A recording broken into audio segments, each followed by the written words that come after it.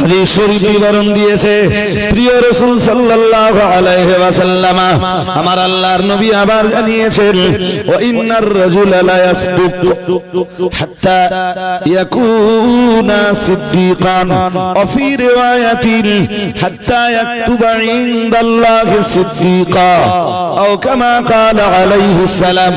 দয়ার নবী মুহাম্মদুর রাসূলুল্লাহ সাল্লাল্লাহু আলাইহি ওয়াসাল্লাম নবী আমার জানিয়ে দিয়েছেন আর একজন মানুষ যখন সত্য কথা বলতে থাকে আল্লাহ পাকের রাসূল জানিয়েছেন হাত্তা ইয়াকুনা সিদ্দিকা। অন্য বয়ানে এসেছে হাত্তা ইয়াকতুবা ইনদাল্লাহি সিদ্দিকা, আল্লাহর কাছে সে তখন সিদ্দিক হিসাবে গণ্য হয়ে যায়। ওয়াল্লাযীনা আমানু, যারা ঈমান এনেছে নিজেরা মুখস্থ করে নেন। ওয়াল্লাযীনা আমানু, যারা ঈমান এনেছেন বিল্লাহি, আল্লাহর উপর যারা ঈমান এনেছেন ওয়া রাসূলিহি, এবং তার নবী রাসূলদের প্রতি যারা ঈমান এনেছেন, মহান আল্লাহ জানিয়েছেন উলাইকা হুমুস সিদ্দীকুন। মহান আল্লাহ জানিয়েছেন আল্লাহর কাছে তারাই সিদ্দিক হিসাবে গণ্য।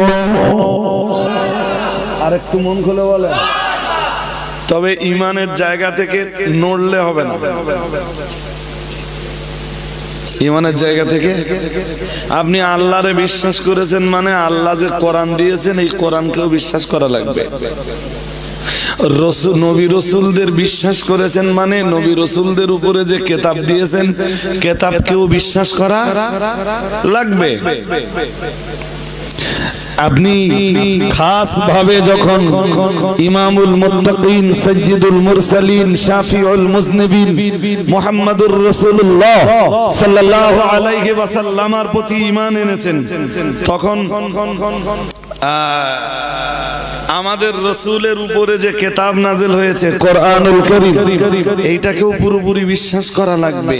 First to last, A to Z. বিসমিল্লাহর বে বা বা অক্ষর থেকে নিয়ে মিনাল জিন্নাতি ওয়ান নাসের সিন অক্ষর পর্যন্ত কি টোটালটাই বিশ্বাস করা লাগবে। এই বিশ্বাস যাদের ভিতরে জায়গা পাবে উলাইকা হুমুস সিদ্দিকুন, মহান আল্লাহ জানিয়েছেন তারাই হলো সিদ্দিক। দাদা হুজুর কেবলা রহমাতুল্লাহ আলাইহির পিরিয়ডে আমি কোন একটা বইতে পড়েছিলাম কেউ একজন দাদা পীর সাহেব কেবলার পীরত্ব পরীক্ষা করার জন্য আসে, এসে বলেছিল হুজুর আমি আপনার সাথে একটু থাকবো। আচ্ছা ঠিক আছে থাকুন। তাহলে হুজুর সব সময় থাকবো, আপনি রাত্রে যেই ঘরে থাকবেন আমি সেই ঘরে থাকবো, বেশি না 3 দিন। আপনি যে দস্তরখানে খাবার খাবেন আমি ওই দস্তরখানে খাবার খাবো। আপনি যেখানে গোসল করবেন আমি সেখানে গোসল করব। আপনি যখন নামাজ পড়বেন আমি তখন নামাজ পড়ব। অল টাইম 3 দিন আপনার সাথে থাকবো। আল্লাহ পাকের ওলি আল্লাহর প্রিয় বান্দা ফুরফুরা শরীফের মুজাদ্দিদুজ জামান আমিরুশ শরিয়াত আলা হযরত দাদা হুজুর কিবলা রাহমাতুল্লাহ আলাইহি অনুমতি দিলেন। কি দিলেন? অনুমতি দিলেন। জোর করে বলেন। ঠিক আছে বাবা থাকো।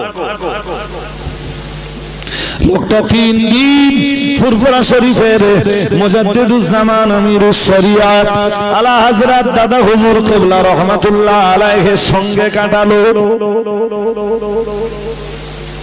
3 দিন পরে দাদা পীর কিবলাকে ডাক দিয়ে বলল হুজুর আমি এলাম। বলছে এলাম মানে?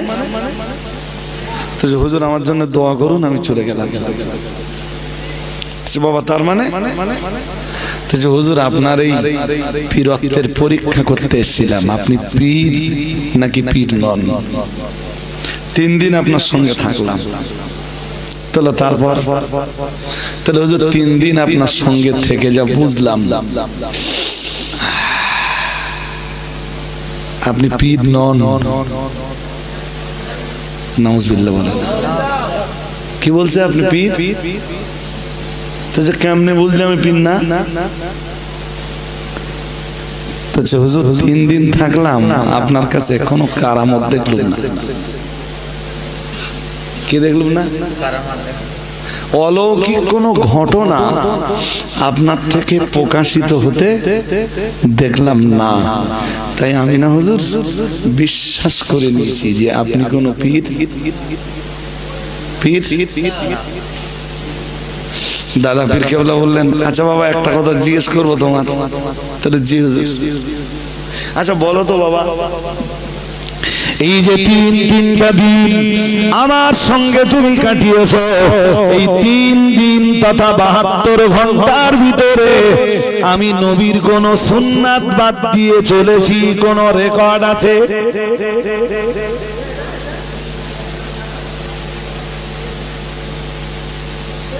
এই 3 দিনের ভিতরে নবীর কোন সুন্নাত বাদ দিয়েছি দেখেছো তুমি? আওয়াজ কি সবাই শুনতে পাচ্ছেন পিছনে? বাবা এই 3 দিনে নবীর কোন সুন্নাত বাদ দিয়েছি দেখেছো তুমি? জি না হুজুর দেখিনি। আল্লাহ পাকের ওলি, আল্লাহর প্যারা বান্দা, ফুরফুরা শরীফের মুজাদ্দিদুজ জামান আমিরুশ শরিয়াত আলা হযরত দাদা হুজুর কিবলা রাহমাতুল্লাহ আলাইহি বলেছিলেন, বাবা এটাই হলো আমার জীবনের সবচাইতে বড় কারামত। আর একটু মন খুলে বলেন, আল্লাহর ওলি যারা হয় তারা সুন্নাত বাদ দেয় না। সুন্নাত জামাতে নামাজ পড়া সুন্নাত, জামাতে নামাজ পড়া। বাবা কমপক্ষে 18 বছর যদি জঙ্গলে না থাকো আল্লাহর ওলি হতে পারবা না। হুজুর দুনিয়ার একখানা কিতাব দেখাবেন আপনি, এই কিতাবে এই কথাটা লেখা আছে?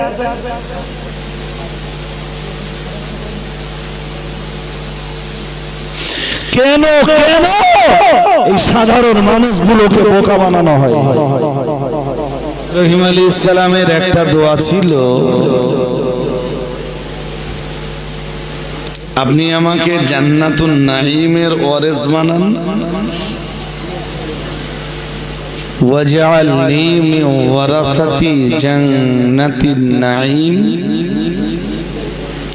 ওনার আর একটা দোয়া ছিল, ওয়াগফির লি আবি, আল্লাহ আমার বাবাকে আপনি ক্ষমা করে দেন।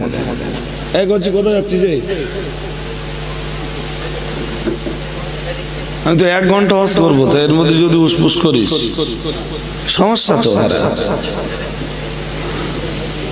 পরবর্তী দোয়াটা ছিল, ওয়াগফির লি আবি, আপনি আমার আব্বাকে ক্ষমা করে দেন। কেন? ইন্নাহু কানা মিনাদ দাল্লিন,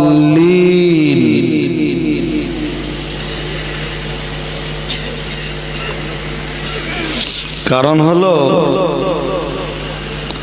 আমার আব্বা নিশ্চয়ই তিনি ছিলেন পথভ্রষ্টদের একজন।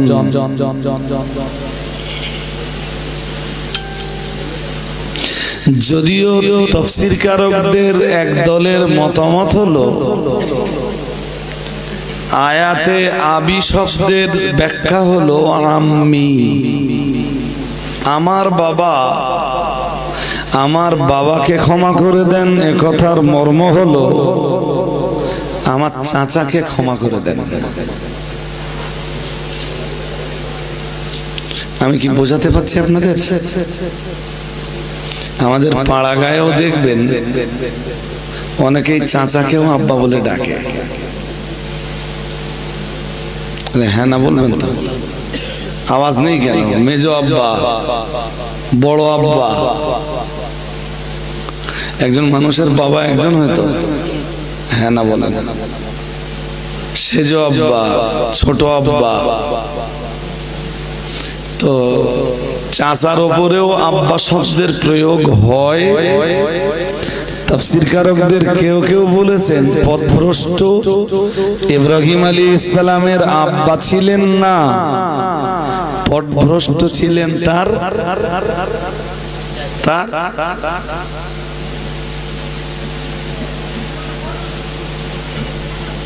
চাচা। না, ইউটিউবাররাও ভুল বলতেছে আবার, ওদেরও। তবে প্রবল সম্ভাবনা হলো তার পিতা, কারণ একজন মানুষ বাবার জন্য যতটা ক্ষমা চায়, চাচার জন্য অতটা ক্ষমা।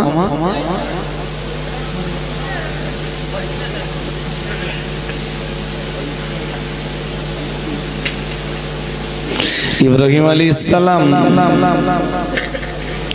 এইগুলো না, তোমার উজু আছে নেই? উজু আছে, একটা কোরআন নিয়ে আসেন, একটা কোরআন নিয়ে আসবেন, আর কোরআন রাখবার মতো একটা কিছু নিয়ে আসবেন। এরা শুধু বলে আমার টুপি দুমড়ে আসতে কি হয়েছে, খারাপ দেখাচ্ছে তা কি হয়েছে? আমি যদি টুপি খুব ভালো করে পড়ি, আমার আল্লাহর কাছে আমার মর্যাদা কি বেড়ে যাবে? কথা বলতে, আর টুপি পরা যদি একটু বেগা টাকা হয়, তো এর জন্য কি আমার আল্লাহর কাছে আমার সম্মান কমে যাবে? আমার আল্লাহ এই বাহ্যিক চাকচিক্য আর বাহ্যিক সৌন্দর্য দেখে বিচার করেন না। বুঝতে পারেননি? বাহ্যিক, আমি ছোটবেলা থেকে পোশাক আশাক জামা কাপড়ের যত্ন নিতাম না, এটা বলবো না। আমি যখন স্টুডেন্ট ছিলাম, বসিরহাট আমিনিয়া মাদ্রাসাতে পড়তাম, তখন আমার খুব কষ্টের জীবন, জানেন? আমার মোটে একটা জামা, যেদিন কেচে দেওয়ার দরকার হবে মা কেচে দেবে, পরের দিন শুকালি তারপরে ওই জামা পরে মাদ্রাসায় যাবে।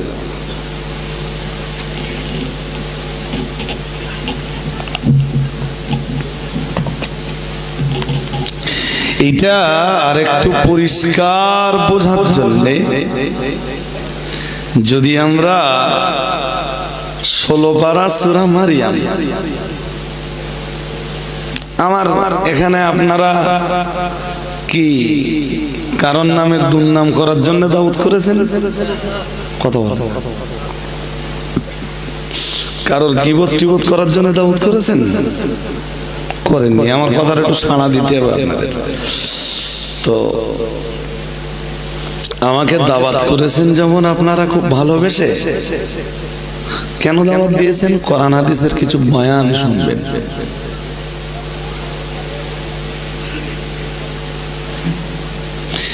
নিমাইয়ের জিকির করার জন্য তোমার দাওয়াত করেননি, কোরআনের আলোচনা শোনার জন্য আমাকে দাওয়াত করেছেন। চলেন, কোরআনুল কারীমের সূরা মারিয়ামের আয়াত নাম্বার 41, খুব মন দিয়ে শুনতে হবে। 41 নম্বর আয়াত, সূরা মারিয়াম 16 পারা। ওয়াযকুরু ফিল কিতাবে ইব্রাহিম ইন্নাহু কানা সিদ্দীকান নাবিয়্যা।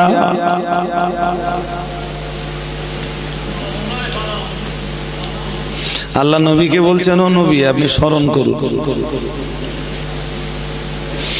কাকে স্মরণ করবেন?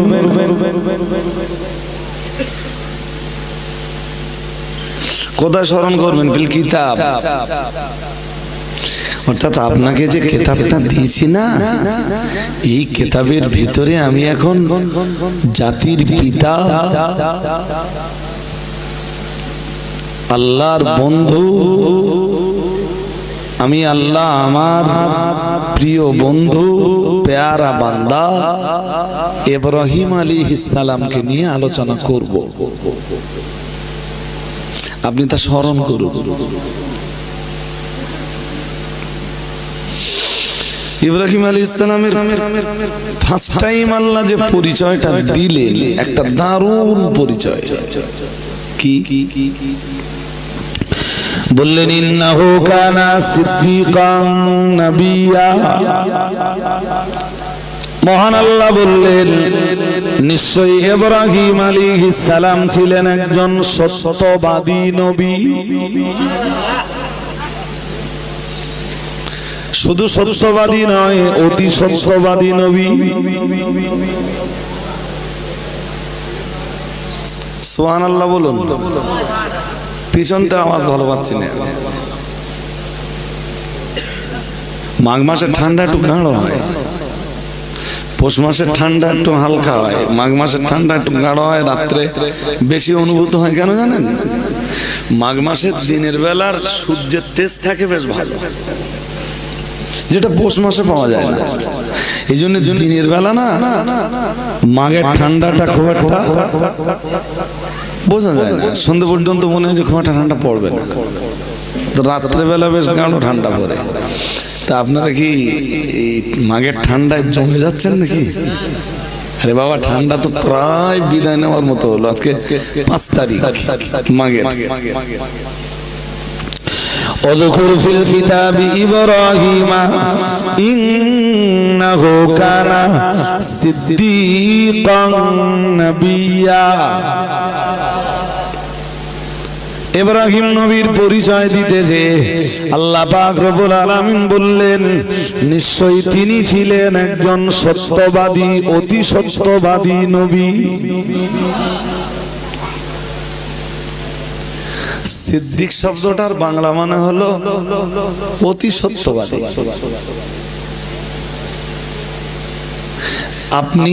আপনিও সিদ্দিক হতে পারেন, পারেন না? কথা বলতে। আরে ভাই, এত স্লো হলে তো আমার কথা আপনাদেরকে আমি বোঝাতে পারবো না।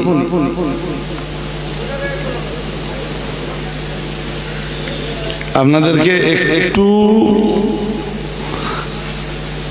আমার কথা নিতে হবে, এবং আবার বলছি, আমার সব কথায় আপনাদের একটু সাড়া দিতে হবে। আপনি চাইলে আপনিও সিদ্দিক হতে পারেন। আপনি বলবেন, হুজুর এ আবার কেমন কথা বলছেন, ঝগড়া বাঁধানো কথা? না না না,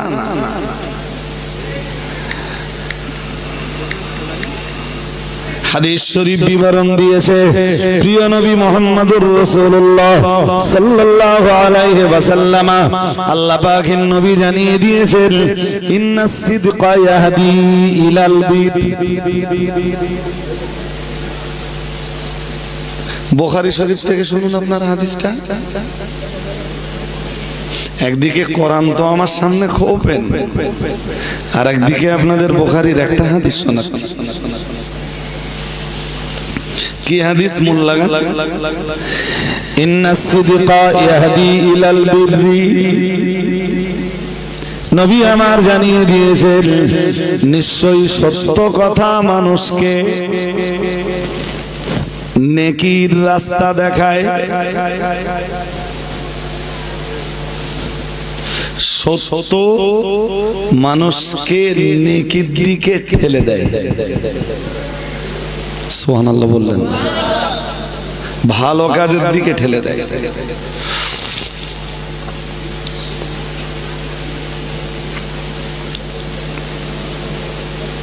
বোঝাতে পারছি আমি? সত্য মানুষকে, বাংলাটা মুখস্থ করতে করতে বাড়ি যান।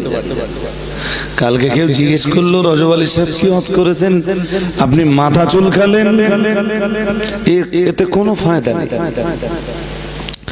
ইন্নাস সিদকা ইয়াহদি ইলাল বিররি। আল্লাহ পাকে নবী জানিয়েছেন নিশ্চয়ই সত্য মানুষকে নেকির রাস্তা দেখায় ওয়া ইন্নাল বিররা ইয়াহদি ইলাল জান্নাহ। আরেকটু মন খুলে বলেন, নেকির কাজ মানুষকে জান্নাতের দিকে ঠেলে দেয়। সবাই সুবহানাল্লাহ বলতেছে, মানে এর চেয়ে কিসসা কাহিনী বললে আওয়াজ ভালো হয়, তাই না? আরে বাবা, এই তো সেই কোরআন শোনাচ্ছি যে কোরআন রাসূলুল্লাহ সাহাবীদেরকে শুনিয়েছিলেন। আমি তো সেই হাদিসটাই শোনাচ্ছি যে হাদিসটা রাসূল পাক সাল্লাল্লাহু আলাইহি ওয়াসাল্লাম সাহাবীদেরকে শুনিয়েছিলেন। হাদিসটা বুখারী শরীফের 6094 6094 নম্বর হাদিস। তা আমার কাছে বসে যদি বুখারীর একটা হাদিস নিয়ে বাড়ি যেতে পারে, আমি গিয়ে না, আমি সফল, আমার আসবার মূল্যায়ন হবে। মুখস্থ করুন, শত নেকির রাস্তা দেখায়, নেকি জান্নাতের নির্দেশনা দেয়। হাদিস শরীফ বিবরণ দিয়েছে প্রিয় রাসূল সাল্লাল্লাহু আলাইহি ওয়াসাল্লাম, আমার আল্লাহর নবী আবার জানিয়েছেন ওয়া ইন্নার রাজুলা লা ইয়াসদুক হাত্তা ইয়াকুনা সিদ্দিকান ওয়া ফি রিওয়ায়াতিন হাত্তা ইয়াকতুবা ইনদাল্লাহি সিদ্দিকা আও কামা ক্বালা আলাইহিস সালাম। দয়ার নবী মুহাম্মদুর রাসূলুল্লাহ সাল্লাল্লাহু আলাইহি ওয়াসাল্লাম নবী আমার জানিয়ে দিয়েছেন, আর একজন মানুষ যখন সত্য কথা বলতে থাকে আল্লাহ পাকের রাসূল জানিয়েছেন হাত্তা ইয়াকুনা সিদ্দিকা। অন্য বয়ানে এসেছে হাত্তা ইয়াকতুবা ইনদাল্লাহি সিদ্দিকা, আল্লাহর কাছে সে তখন সিদ্দিক হিসাবে গণ্য হয়ে যায়।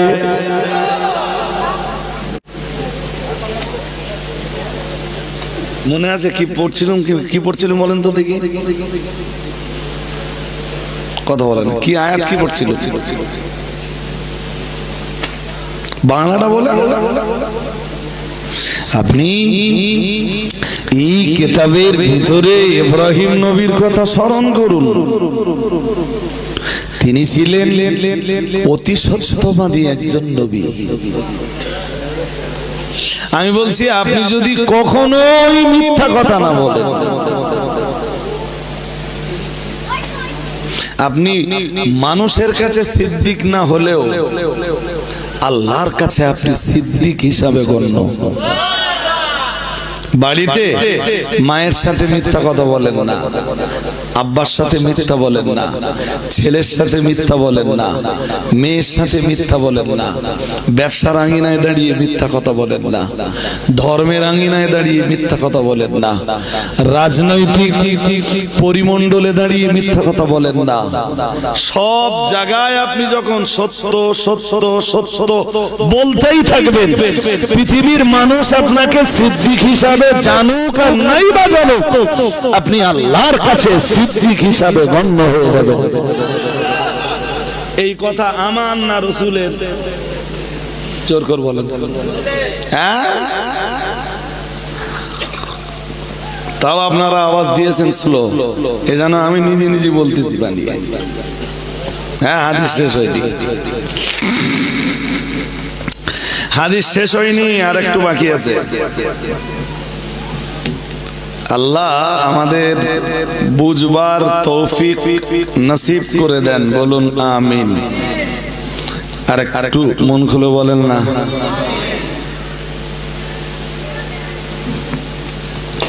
কোরআনের ভাষায় সিদ্দিক কারা জানেন? এটা তো হাদিসের পরিভাষা বলছি। কোরআনের ভাষায় সিদ্দিক কারা জানো? জানো না তো? আরে মানুষ কোরআন শুনবেও না তো, সমস্যাটা তো এই জায়গায় যে মানুষ কোরআন শুনবেও না। যদি আমি আবার উল্টাই তাহলে আমার আবার এখানে কামব্যাক করতে হবে। সূরা হাদীদ আয়াত নাম্বার 19। কোন সূরা? কথা হয় না। কোন সূরা? হাদীদ 27 পারা আয়াত নাম্বার, সূরা হাদীদের আয়াত নাম্বার 19। চলুন 19 নম্বর আয়াতে সূরা হাদীদে কি আছে আমরা একটু ছোট ছোট করে দেখে নেব। বেশি সময় নেব না, বেশি সময় নিলে এখান থেকে আর সহজে বার হতে পারবো না। ওয়াল্লাযীনা আমানু, মহান আল্লাহ জানিয়েছেন আর যারা ঈমান আনয়ন করেছেন, ওয়াল্লাযীনা আমানু বিল্লাহি, আল্লাহর উপরে যারা ঈমান আনয়ন করেছেন, ওয়া রাসূলিহি, এবং নবী রাসূলদের প্রতি যারা ঈমান আনয়ন করেছেন। এর ভিতরে কচি কথা বলতে না,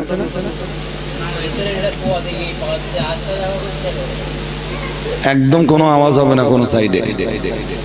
যদি আমার কাছে কোরআনের দুটো কথা শুনতে হয় আপনাদের,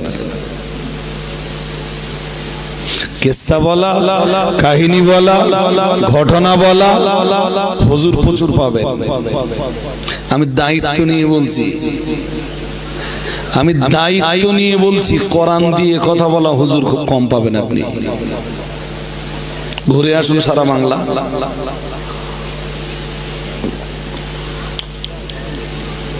সাধারণ জলসা জুলুস বন্ধ করে দিয়ে ট্রাই করুন না, তাফসীরুল কোরআন মাহফিল করুন। হুজুর এলে সামনে কোরআনটা খুলে দেন, যদি যতক্ষণ আলোচনা হবে এই কিতাব দিয়ে আলোচনা হবে।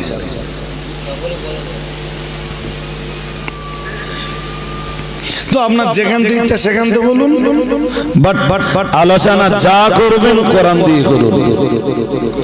والذين آمنوا بالله ورسله, মহান আল্লাহ জানিয়েছেন যারা ঈমান আনয়ন করেছেন আল্লাহর উপর, तमाम নবী রাসূল দিগের উপর, মহান আল্লাহ জানিয়েছেন উলাইকা হুমুস সিদ্দিকুন।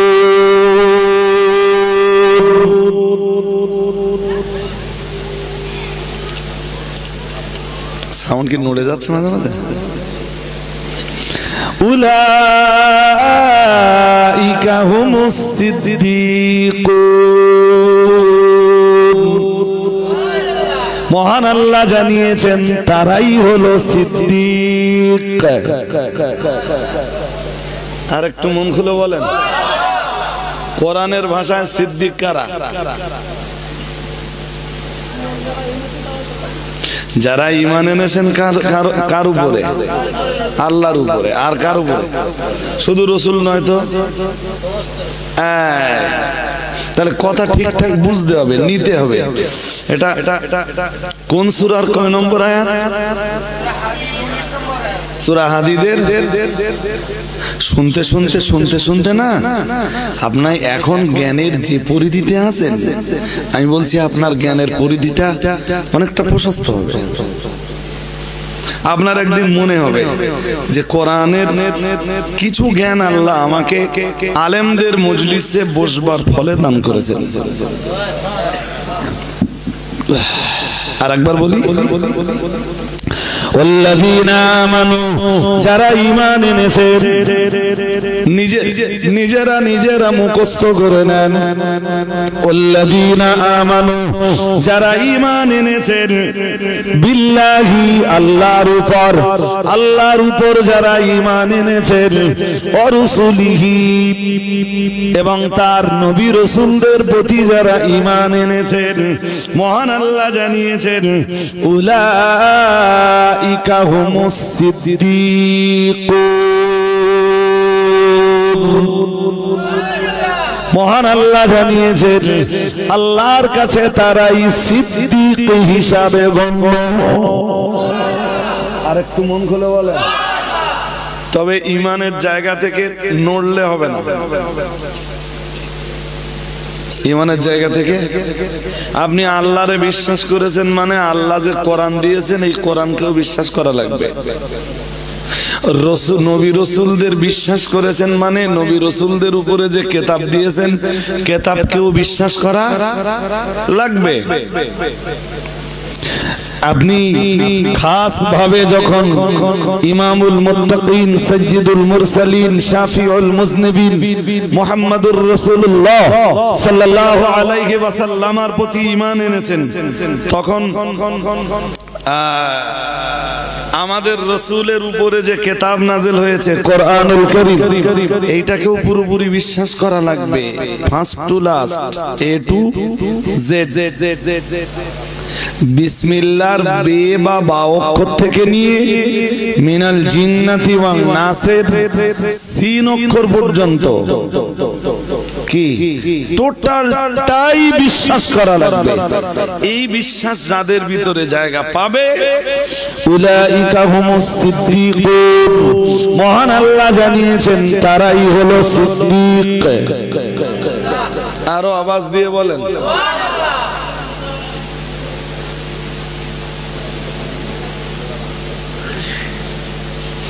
গাম্ভীরগাছি গ্রামের ধরুন দক্ষিণ পাড়ায় একটা ছেলের নাম সিদ্দিক আলী। কি নাম? জোর করে বলে না, সিদ্দিক আলী। মিথ্যা কথা ছাড়া বলে না। কেউ এরকম নেই তো ভাই? রাগ করো না জানো আমার ভাই। হ্যাঁ এখানে আছে ভাই, কেউ যদি থাকো ডন মাইন্ড, ডন মাইন্ড, মাইন্ডে নিও নি ভাই। চলো হাদিসটা শেষ করে নেই। এরপরে হাদিস শরীফ আবার বিবরণ দিয়েছে, ওই একই হাদিস রাসূলুল্লাহ জানিয়েছেন ওয়া ইন্নাল কাযিবা ইয়াহদি ইলাল ফুজুর। রাসূলুল্লাহ জানিয়েছেন মিথ্যা মানুষকে পাপের নির্দেশনা দেয়, মিথ্যা মানুষকে পাপের রাস্তা দেখায়। কিসের রাস্তা? টিফিনে স্কুলতে বেরিয়ে গেছে, লোকের ছেলের সাথে পার্কে ঘুরেছে,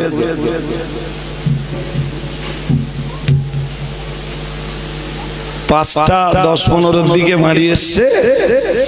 মা জিজ্ঞেস করছে কোথায় ছিলি?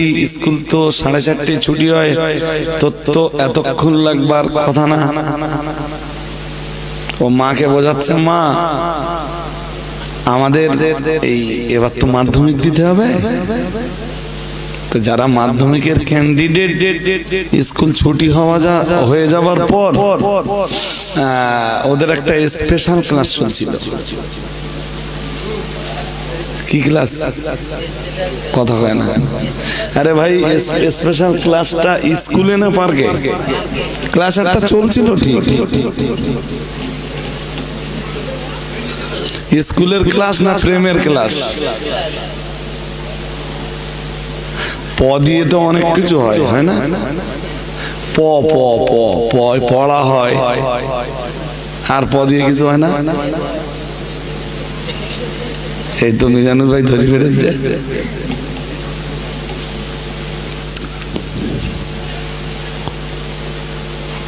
অন্যায় করার পরে যে মিথ্যা বলবে, আপনি জানবেন যে ও জীবনে ভালো রাস্তা পাবে না।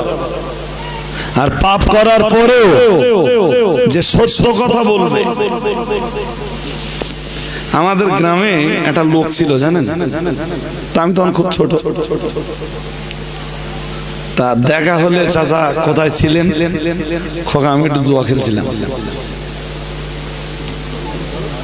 কি বলবে? একদম সত্যি কথা বলবে। দেখা হলেই বলবে। যদি জিজ্ঞেস করি চাচা কোথায় ছিলে, তারা খোকা জুয়া খেলছিলাম, আমি জুয়া খেলে মারি যাচ্ছি। মিথ্যা বলবে না। দেখতে দেখতে দেখতে দেখতে সে একদিন পুরো নামাজি, কোনদিন মিথ্যা কথা বলবে। জানবেন যে মিথ্যার আশ্রয় নিবে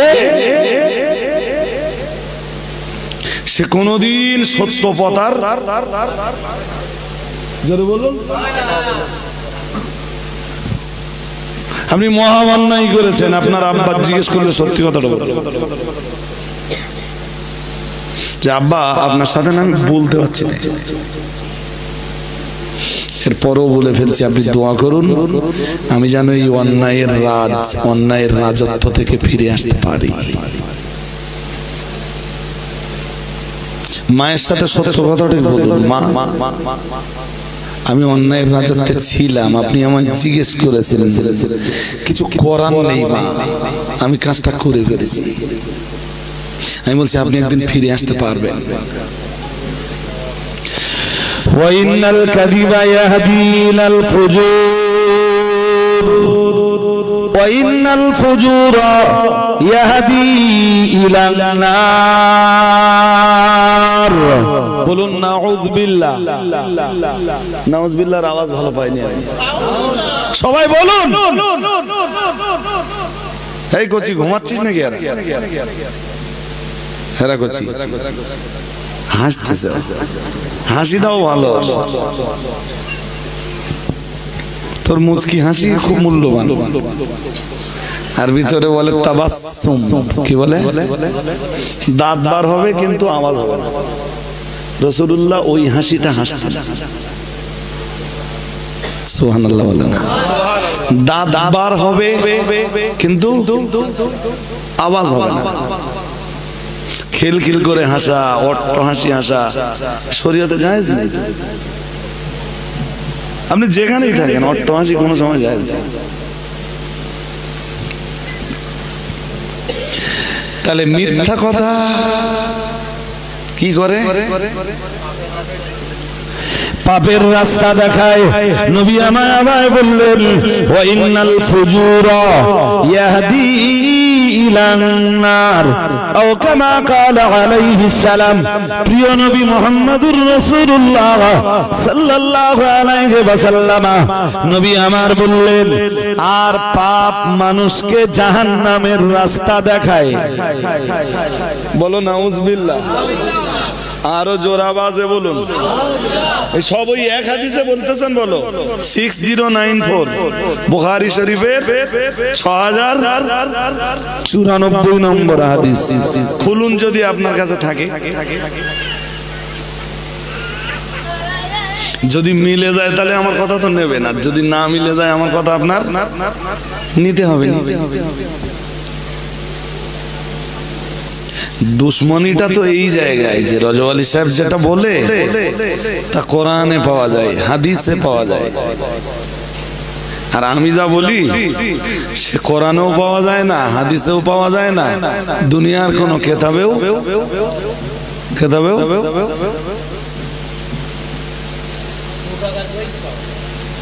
তাও পাওয়া গেলে তো কপাল ভালো। কোন কেতাবে যদি পাওয়া যেত, আপনি বলুন তো আমার যে বাদামের খোলা পৃথিবীর কোন কেতাবে পাওয়া যায়?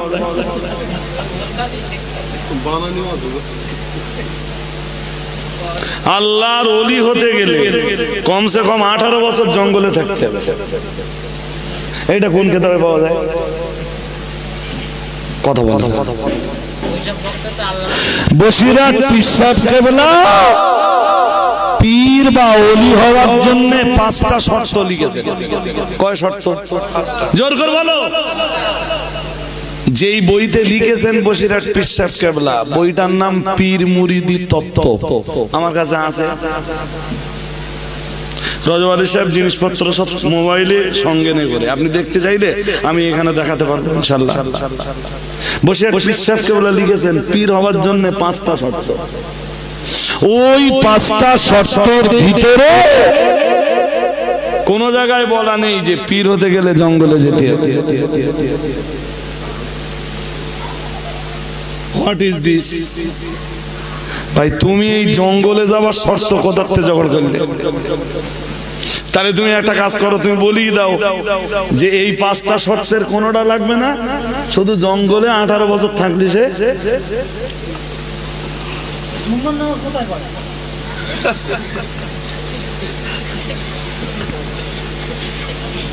আমি কি বোঝাতে পারছি আপনাদের?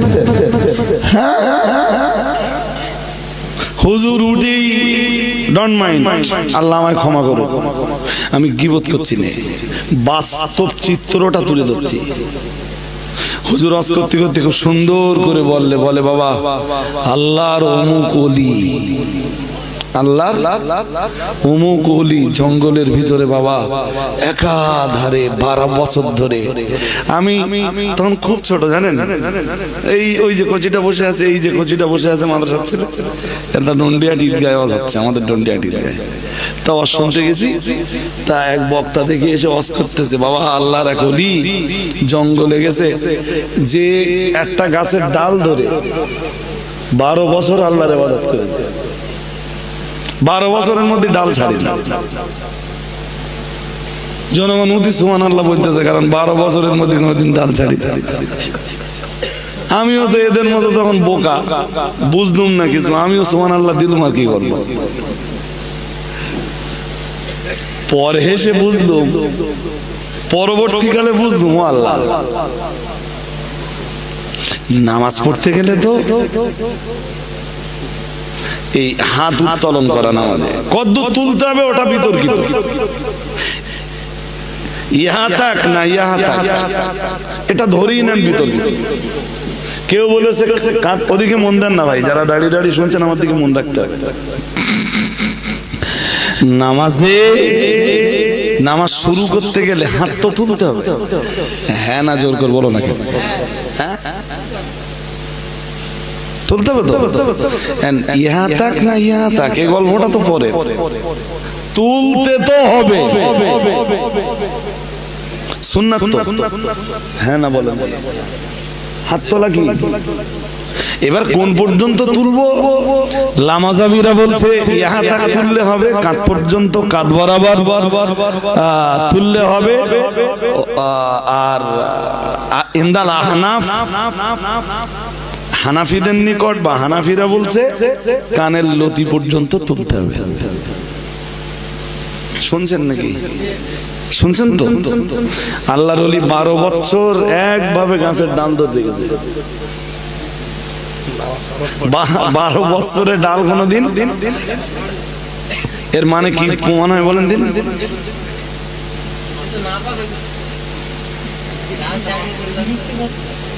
ডাল ছাড়তেছে না, তার মানে হাত তুলেছে কোনদিন? আর নামাজ পড়লে কবে? আরে শরীর ধরে নাও না, পাক আছে,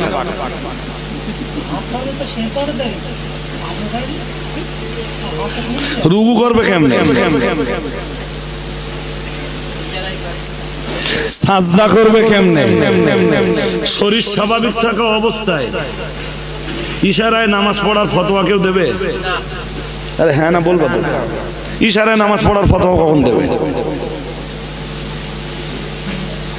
যখন শরীর পুরোপুরি কি অপারগ, অথবা শরীর পাচ্ছে কিন্তু কন্ডিশন নেই, শরীর পাচ্ছে কিন্তু কন্ডিশন নেই, তখন শরীয়ত ফতোয়া দেবে তুমি ইশারায় নামাজ পড়তে হবে। নফল ইবাদতের জন্য ফরজ ইবাদত বাদ যদি কেউ দেয়, ওটা কোনদিন পীরত্বের দরজা পেতে পারে না, পারে না, পারে না। আমি যে কোন একটা বইতে 2-3 দিন আগে পড়ছিলাম, খুব চ্যাম্পিয়ন একটা তথ্য জানেন, আব্দুল্লাহ ইবনে মাসউদের জীবনী পড়ছিলাম কোন একদিন রাতের বেলা জলসা থেকে বাড়ি যেয়ে মোবাইলে। রাসূলের বিখ্যাত সাহাবী, জলিলুল কদর সাহাবী, হানাফি মাযহাবের অধিকাংশ মাসলা হযরত আব্দুল্লাহ ইবনে মাসউদের ফতোয়া দিয়ে প্রমাণিত। আর একটু মন খুলে বলবা না? আব্দুল্লাহ ইবনে মাসউদ রাদিয়াল্লাহু তাআলা আনহু, জান্নাতুল বাকিতে যার কবর। আমি প্রথমবার হজে আমার মনটা খুব চাচ্ছিল যে কোনো মূল্যে হোক আব্দুল্লাহ ইবনে মাসউদের রাদিয়াল্লাহু তাআলা আনহু হুজুরের কবরটা একটু খুঁজে বার করি, কিন্তু পারিনি। হেরে গেছিলাম। আমি জানি যে হানাফি মাযহাবের মাসলাকগুলো আব্দুল্লাহ ইবনে মাসউদ থেকে এসেছে। আব্দুল্লাহ ইবনে মাসউদ কোথায় পেয়েছেন? রাসূল থেকে পেয়েছেন। আরেকটু মন খুলে, আরো আওয়াজ দিয়ে। তাহলে হানাফি মাযহাবের মাসলাকগুলো রাসূল থেকেই পাওয়া।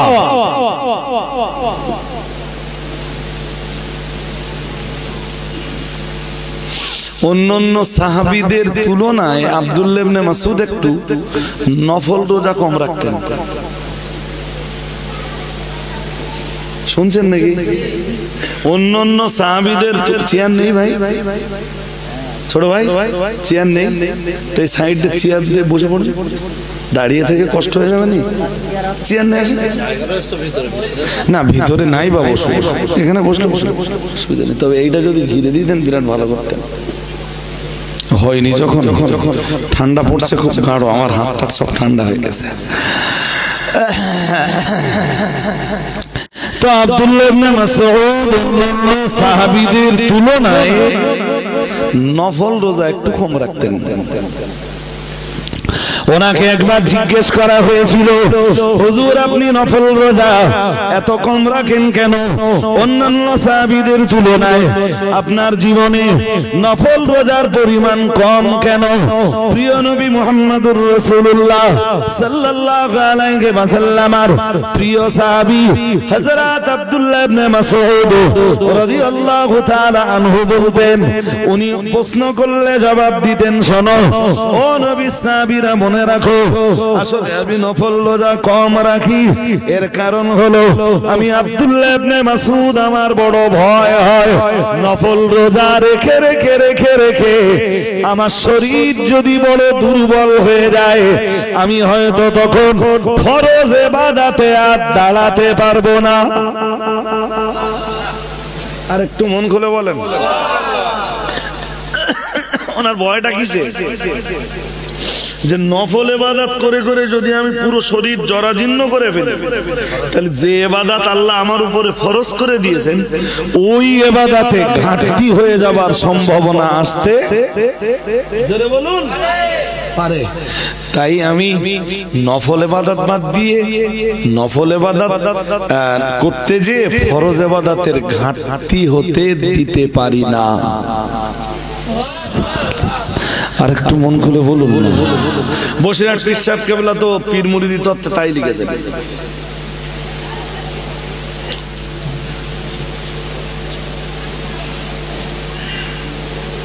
আল্লাহর ওলি বাবা জঙ্গলে যে একটা গাছের ডাল ধরে 12 বছর একভাবে ইবাদত করেছে। কত বছর? যে ইবাদত করতেছে ওটা নফল তো? হ্যাঁ না বলে না। আর রাত দিনে 5 বার নামাজ পড়া। তুমি জুমার কথা বলতেছিলে, জুমায় আমি এখন যাবো কেন? আগে ফরজ ইবাদতের হিসেবটা নাও।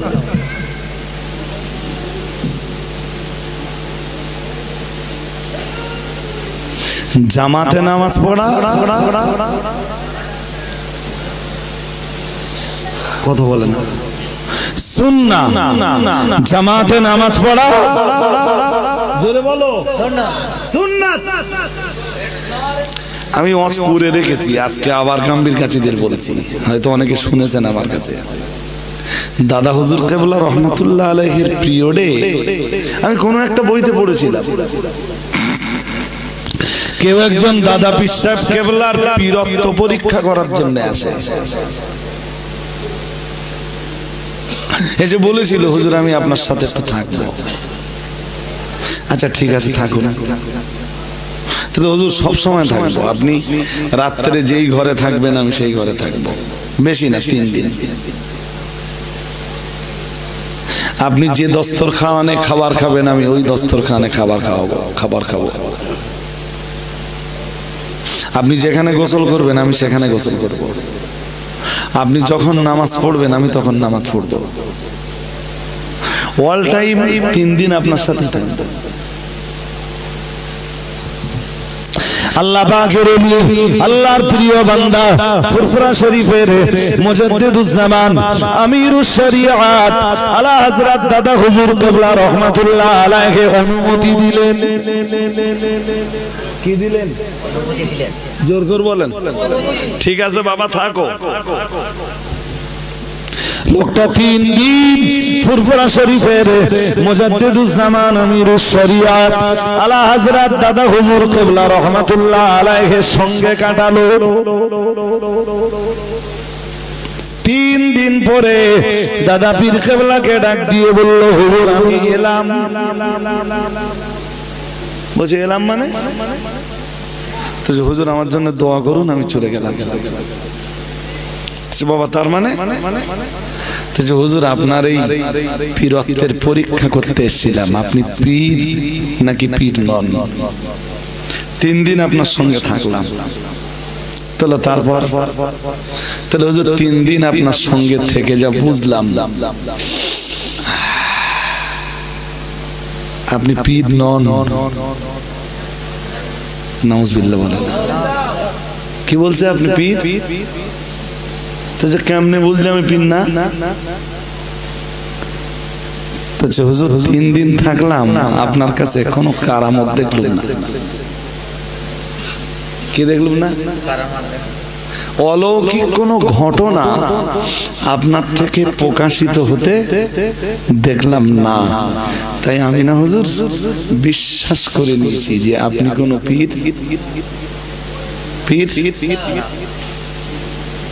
দাদা পীর কেবলা বললেন, আচ্ছা বাবা একটা কথা জিজ্ঞেস করবো তোমার। তাহলে জি হুজুর।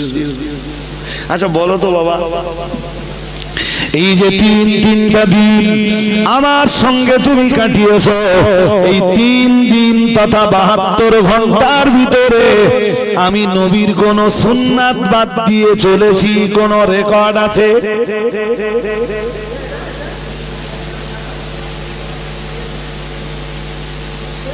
এই 3 দিনের ভিতরে নবীর কোন সুন্নাত বাদ দিয়েছি দেখেছো তুমি? আওয়াজ কি সবাই শুনতে পাচ্ছেন পিছনে? বাবা এই 3 দিনে নবীর কোন সুন্নাত বাদ দিয়েছি দেখেছো তুমি? জি না হুজুর দেখিনি। আল্লাহ পাকের ওলি আল্লাহর পেয়ারা বান্দা ফুরফুরা শরীফের মুজাদ্দিদুজ্জামান আমিরুশ শরিয়াত আলা হযরত দাদা হুজুর কিবলা রাহমাতুল্লাহ আলাইহি বলেছিলেন, বাবা এটাই হলো আমার জীবনের সবচাইতে বড় কারামত। আর একটু মন খুলে বলেন, আল্লাহর ওলি যারা হয় তারা সুন্নাত বাদ দেয় না। সুন্নাত জামাতে নামাজ পড়া সুন্নাত, জামাতে নামাজ পড়া। বাবা কমপক্ষে 18 বছর যদি জঙ্গলে না থাকো আল্লাহর ওলি হতে পারবা না। হুজুর দুনিয়ার একখানা কিতাব দেখাবেন আপনি, এই কিতাবে এই কথাটা লেখা আছে?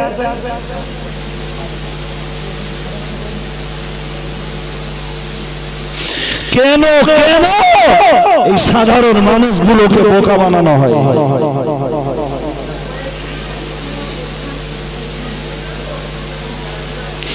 মনে করি প্রতিবাদ করব না, সমাজ তো গোমরা হয়ে যাবে। হ্যাঁ না বলবেন তো? সমাজ কি হবে?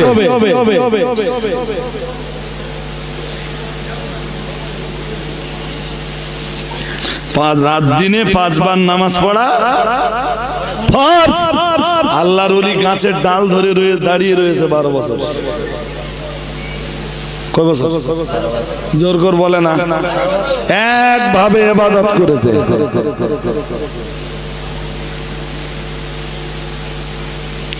প্রতি বছর 1 মাস করে রোজা ফরজ আছে না? হ্যাঁ না বলবা তো? হ্যাঁ রোজা কতক্ষণ করতে হয়?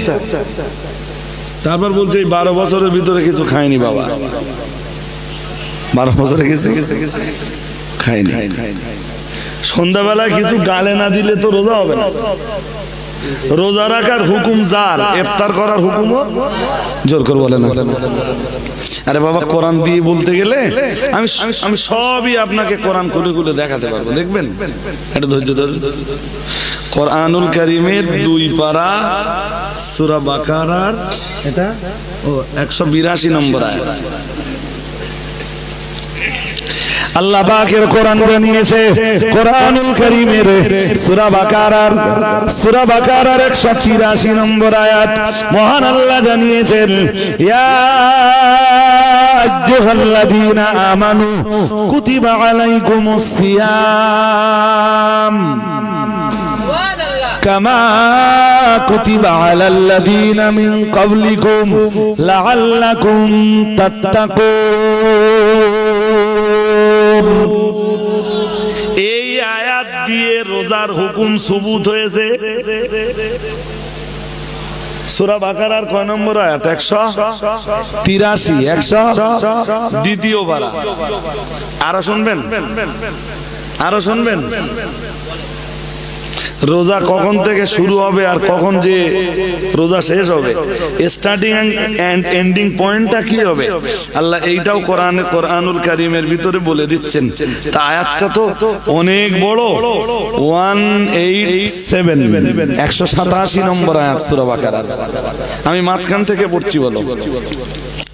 আল্লাহ পাকের কোরআন বিবরণ দিয়েছে, মহান আল্লাহ জানিয়েছেন, ওকুলু ওয়াশরাবু হাত্তা ইয়াতাবায়ানা লাকুমুল খাইতুল আবিয়াদু মিনাল খাইতিল আসওয়াদি মিনাল ফাজর সুম্মা আতিম্মুস সিয়ামা ইলাল লাইল।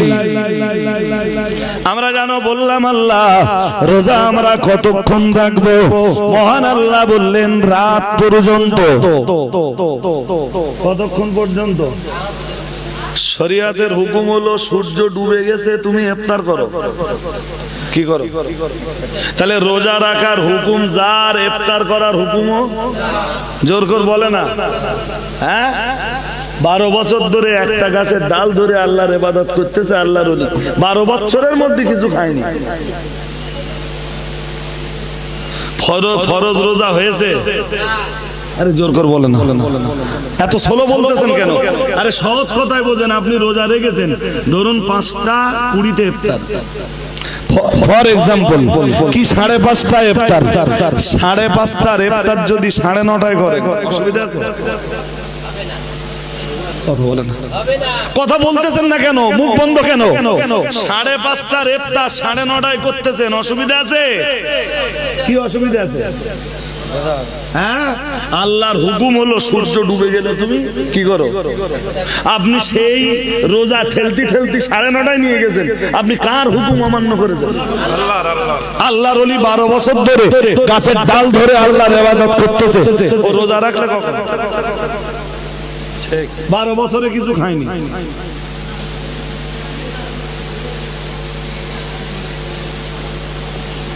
ভণ্ডামি সমাজে কতদিন চলবে আমি জানি না ভাই, বিশ্বাস করুন।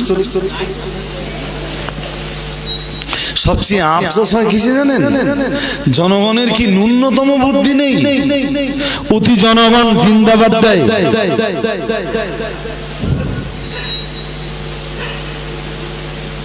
আপনি শুনলে অবাক হবেন। আমি আমার জীবনে আমি যে কোনো বই পড়ি না, বলো, যে কোনো রাইটার একটা বই লিখে ছেড়ে দিলে আর আমি সেইটা পড়ে ওয়াজ করলাম নির্ভরযোগ্য মনে করে করি না, বলো। জিজ্ঞাতে পারেন হুজুর কেন করেন না? আল্লাহ যদি আমাকে জিজ্ঞেস করেন তুমি এই তথ্য কোথায় পেয়েছিলে, আমি কি জবাব দিব?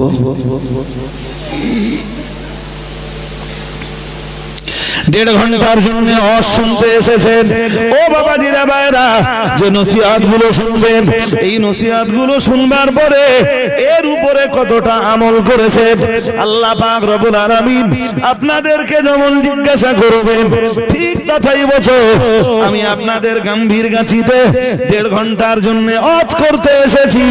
আল্লাহ পাক রব্বুল আলামিন হাসরের ময়দানে আমার কাছে জিজ্ঞাসা করবেন এই 1.5 ঘন্টা গাম্ভীরগাছি গ্রামের মানুষদের কি দায়িত্ব, কতটা দায়িত্ব আমি পালন করেছি, কোরআনের মেসেজ গুলো জনগণের কাছে পৌঁছে দিতে পেরেছি না পারিনি। দয়ার নবী মুহাম্মদুর রাসূলুল্লাহ সাল্লাল্লাহু আলাইহি ওয়াসাল্লাম আল্লাহ পাকের নবীর জবানি মোবারকের হাদিসগুলো আমি গাম্ভীরগাছির জনগণের কাছে পৌঁছে দিতে পেরেছি না পারিনি। হাসরের ময়দানে এটা আল্লাহ জিজ্ঞাসা জিজ্ঞাসা করবে।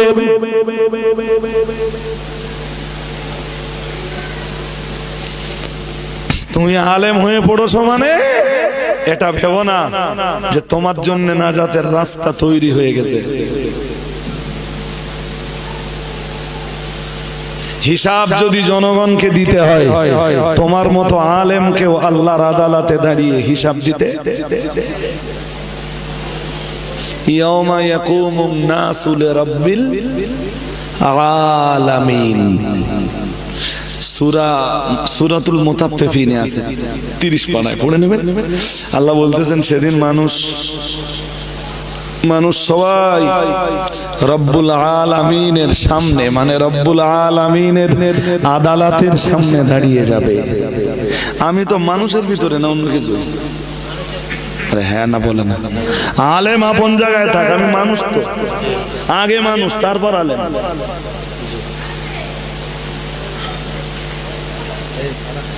চলুন ওই হাদিসটা আর একবার বুঝে নেই। কোন হাদিসটা? বুখারী শরীফে 60 বলো 449 না 94 60 মনে আছে?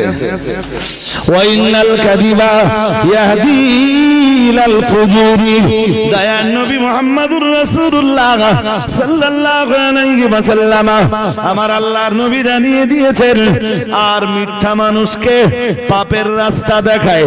আল্লাহ পাকে নবী আবার বললেন ওয়াইনাল ফুজুরা ইয়াহদি ইলান নার, ও কামা ক্বালা আলাইহি সালাম। দয়ান নবী মুহাম্মদুর রাসূলুল্লাহ সাল্লাল্লাহু আলাইহি ওয়াসাল্লাম আমার আল্লাহর নবী আবার জানিয়েছেন, আর পাপ মানুষকে জাহান্নামের রাস্তা দেখায়। নবী আমার আবার জানিয়েছেন ওয়া ইন্নার রাজুলা লা ইয়াকদিবু হাত্তা ইউকতাবা ইনদাল্লাহি কাযাবা, ও কামা ক্বালা আলাইহিস সালাম। দয়ান নবী মুহাম্মদুর রাসূলুল্লাহ সাল্লাল্লাহু আলাইহি ওয়াসাল্লাম জানিয়েছেন ওয়া ইন্নার রাজুলা লা ইয়াকদিবু, আল্লাহ পাকে নবী জানিয়েছেন, আর একজন মানুষ যখন শুধু মিথ্যা কথা বলতেই থাকে, রাসূলুল্লাহ জানিয়েছেন হাত্তা ইউকতাবা ইনদাল্লাহি কাযাবা। দয়ান নবী মুহাম্মদুর রাসূলুল্লাহ সাল্লাল্লাহু আলাইহি ওয়াসাল্লাম নবী আমার জানিয়ে দিয়েছেন, আল্লাহর কাছে মিথ্যাবাদী হিসাবে, কাযযাব হিসাবে সে তখন গণ্য হয়ে যায়। আমার আল্লাহর কাছে, আল্লাহর খাতায় সে মিথ্যাবাদী হিসাবে লিখিত হয়। বলুন নাউযুবিল্লাহ। আরো জোর করে বলেন।